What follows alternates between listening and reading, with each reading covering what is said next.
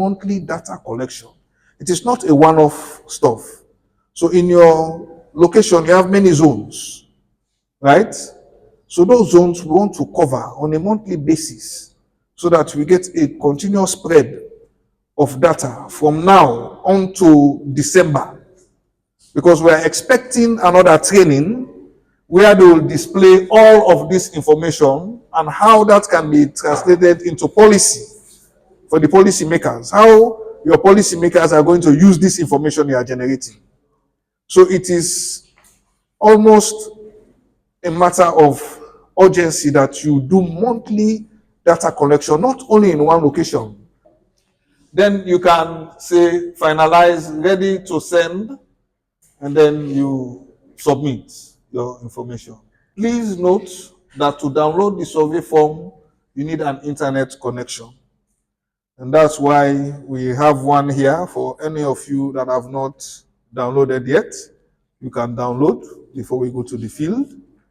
And after downloading the form, you do not need an internet connection to fill it. No. So in actual fact, it's not that expensive.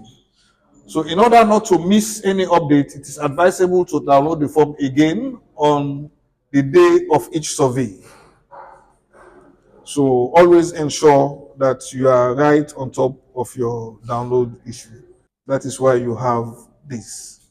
So I want to take this opportunity to distribute some of these flyers to the district crop protection officers so that you disseminate it wide. So you'll contact some of the wave officials to, it's not much, but I said we are going to send the digital version.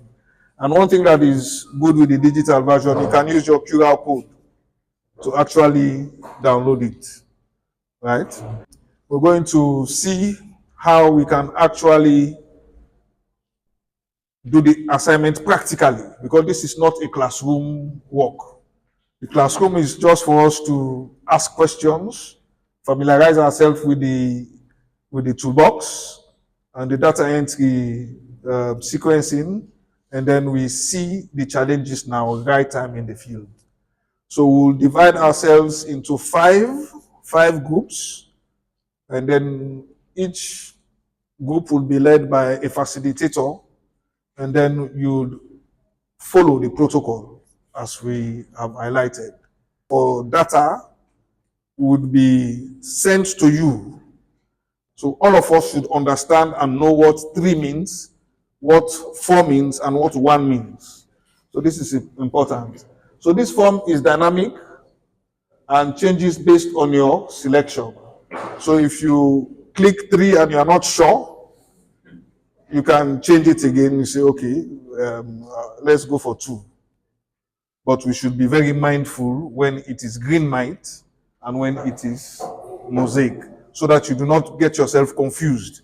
Because as enumerators in the field, if you miss it, then you are loading information which is not correct. You will say, hey, this is green mite, you assume it is mosaic. Then we need to know the clear distinction of the green mite symptom. And one thing that is peculiar for green mite, you'll see something like dots as a result of the feeding pattern of the mite, unlike the chlorotic pattern. It's the first symptoms. And you know, the yellowing is along the small veins of the leaves. And we can also look for the symptoms on the stem.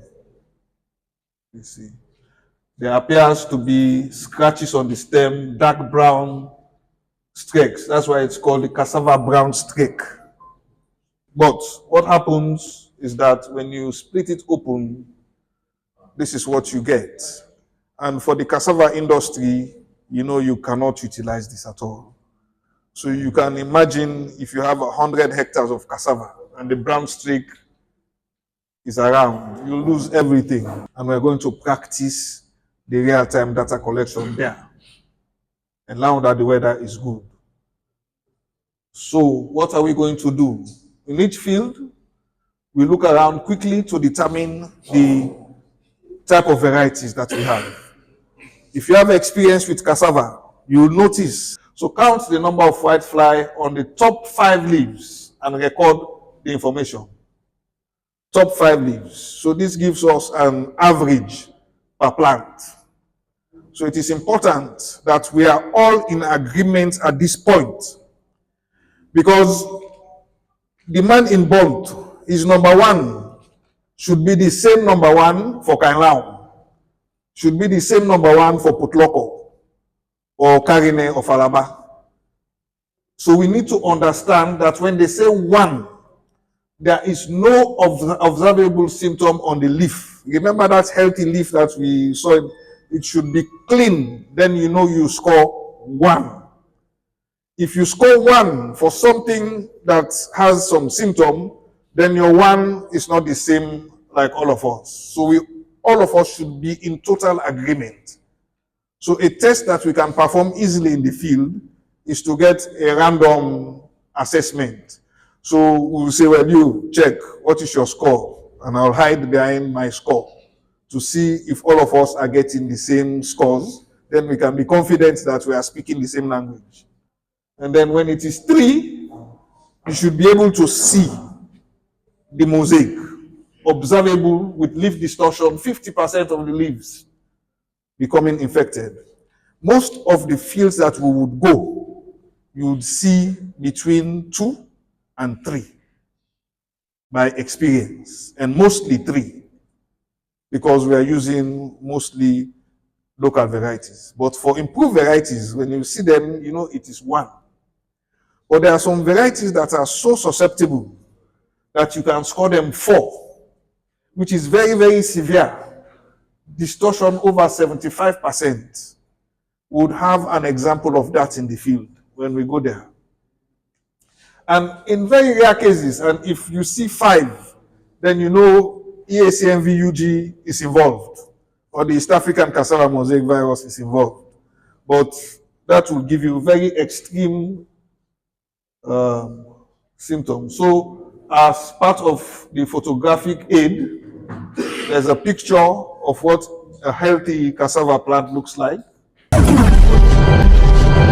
Thanks for watching Agric Media Blog TV. We inform and educate.